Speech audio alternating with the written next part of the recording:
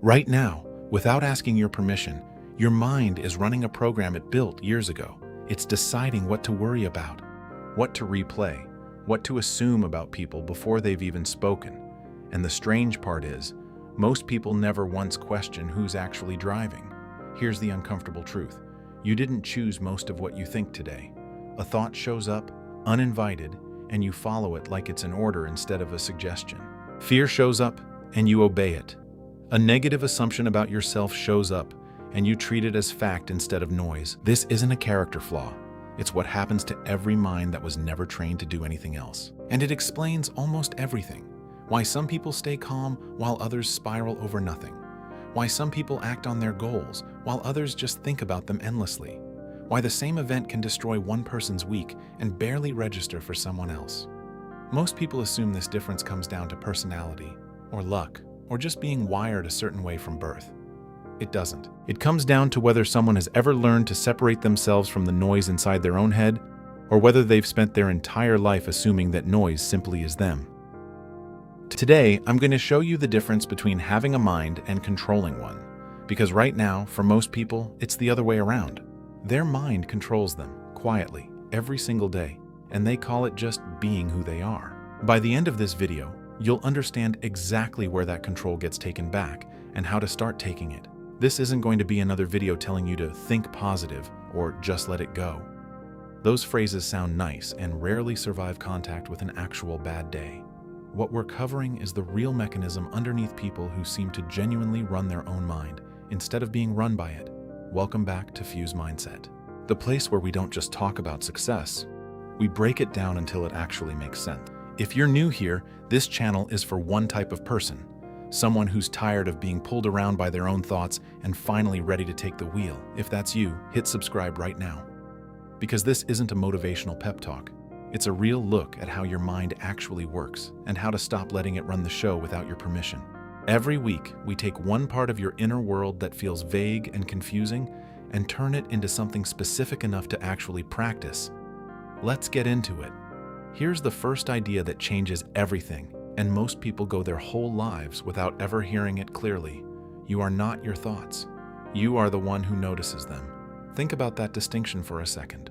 If you can observe a thought, watch it arrive, watch it change, watch it eventually fade, then some part of you has to exist separately from the thought itself. The thought is not you. It's something happening inside your awareness. The same way weather happens inside a sky. The sky isn't the storm. It just holds it for a while. Most people never make this separation. A thought like, "I always mess things up," appears, and instead of noticing it as one passing weather pattern, they treat it as an announcement of who they permanently are. They don't just have the thought, they become it. This single confusion, mistaking the weather for the sky, is the root of almost every case of a mind controlling its owner instead of the other way around. Here's your challenge. The next time a harsh or anxious thought shows up, try changing the sentence in your head from "I am a failure" to "I'm noticing the thought that I'm a failure." It sounds like a small wording trick. It isn't. It's the exact moment you step out of the storm and back into the sky. The more you practice this, the more you start to notice something surprising. Most thoughts, once you separate yourself from them even slightly, lose a huge amount of their power almost immediately. They were only ever as strong as your total identification with them. The moment you become the observer instead of the thought, the storm is still there, but you're no longer standing inside it getting soaked. The second piece of this is understanding where most of your thoughts actually come from, because almost none of them are original. Your mind runs largely on default settings, patterns absorbed from your upbringing, your environment, every conversation and comment that shaped you long before you had the ability to question any of it. When a thought shows up automatically, it usually isn't wisdom. It's an old recording, playing on repeat, simply because nobody ever went in and edited the track. This is why two people can face the exact same situation, a canceled meeting, a critical comment, an unexpected setback, and have completely different internal reactions. It's not that one person is naturally stronger. It's that one of them is running an old recording that says, "This means something is wrong with me," while the other is running a different recording entirely, one that simply says, "This is inconvenient. What's next?" Neither recording was chosen consciously. Both were installed. The only difference is that one person eventually noticed theirs playing, and the other never has. Picture someone who grew up needing to stay quiet to avoid conflict at home. Decades later, in a completely safe meeting at work, a simple disagreement can still trigger a flood of anxiety that seems wildly out of proportion to what's actually happening. It isn't out of proportion to the recording. The meeting today barely matters. The recording from years ago is what's actually running the show, unless someone eventually stops to notice it. Here's your challenge. The next time you catch yourself reacting strongly to something small, pause and ask, is this reaction about what's actually happening right now, or is this an old recording playing? You won't always know the answer immediately. Just asking the question starts to loosen the recording's grip. Over time, you'll start to recognize your own recordings by name. The one that says, you have to earn rest. The one that says, disagreement means danger. The one that says, silence from someone means they're upset with you. None of these were facts you discovered. They were tracks installed long ago, and the good news is that any track that was installed can eventually be replaced. The third piece is what happens in the tiny gap between something occurring and your reaction to it, because that gap is where all your actual power lives. Most people experience life as if stimulus and response are the same event, glued together with no space in between. Something happens, and the reaction fires instantly, automatically, as if there was never any other option available. But there's always a gap there, even if it's only a fraction of a second. And the size of that gap and what you do inside it determines almost everything about how controlled or reactive your life feels. A person with no trained gap gets cut off in traffic and is furious for the next 20 minutes. A person with a trained gap notices the same surge of anger rise, lets it pass through the gap instead of straight into their actions, and chooses whether that anger is even worth carrying into the rest of their day. Neither person felt less anger in that first instant. The anger itself was identical. What differed entirely was what happened 1 second later, whether it was acted on immediately or simply witnessed and allowed to pass. This gap isn't something you're born with. It's built the same way any other mental skill is built, through repeated, deliberate practice, specifically in moments small enough that missing the gap doesn't cost you much. Here's your challenge.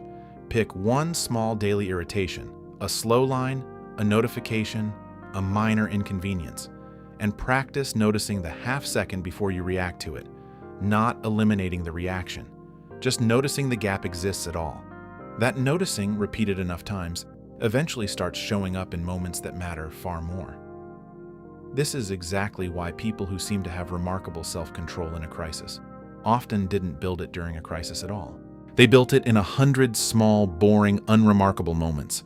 A delayed flight, a rude comment, a minor mistake, each one a low-stakes rehearsal for the exact skill they'd eventually need when the stakes were high.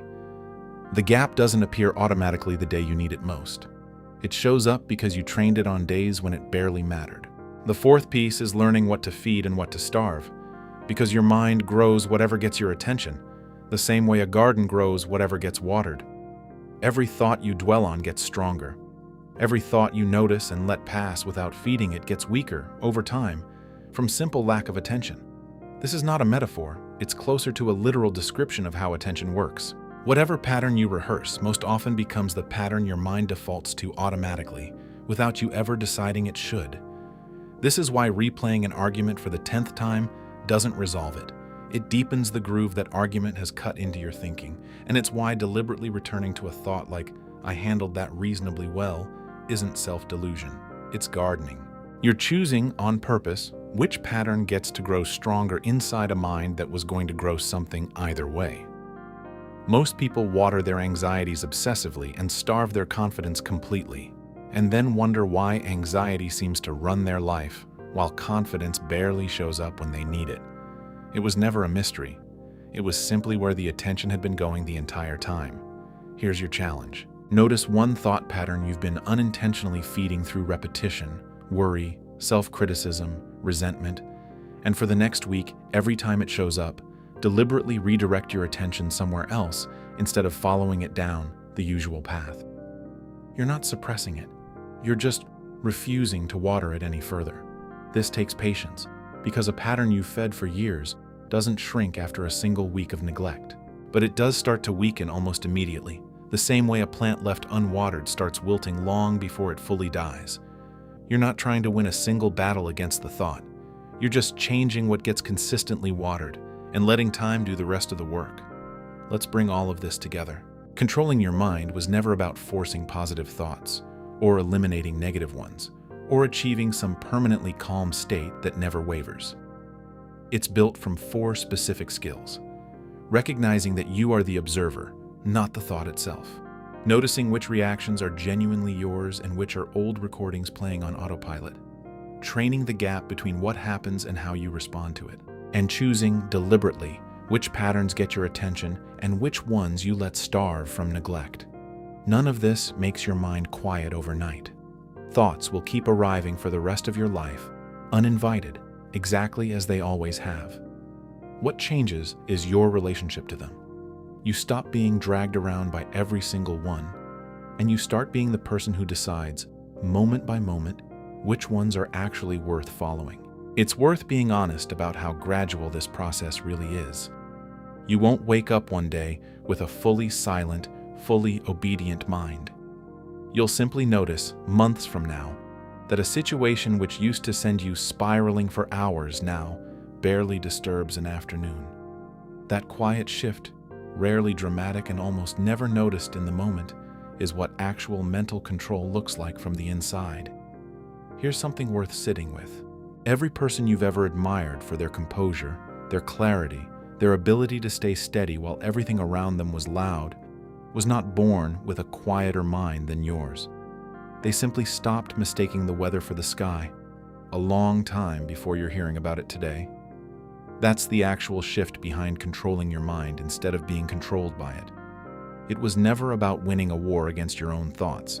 It was about realizing you were never the thoughts to begin with, and you've had the ability to step back the entire time. If this video gave you a clearer way to think about your own mind, subscribe to Fuse Mindset. This is exactly the kind of content we post every week. Not to entertain you for 10 minutes, but to give you tools that actually change how your thinking works. And tell me in the comments, which of these 4 ideas hit you the hardest? The observer, the old recordings, the gap, or the gardening? I read every comment, and some of the best future topics on this channel come directly from what you share. Remember this, your mind will keep generating thoughts for the rest of your life, and most of them will show up uninvited. You don't need to stop that. You just need to remember every single time that you are the one watching them arrive, and you always get to choose what happens next. The mind that used to control you doesn't disappear. It just stops being in charge. It keeps offering its opinions, its worries, its old recordings, and you keep listening, politely, without obeying automatically anymore. That's not a war you win once. It's a relationship you manage, one thought at a time, for the rest of your life. I'll see you in the next video. Until then, watch the weather. Don't become it.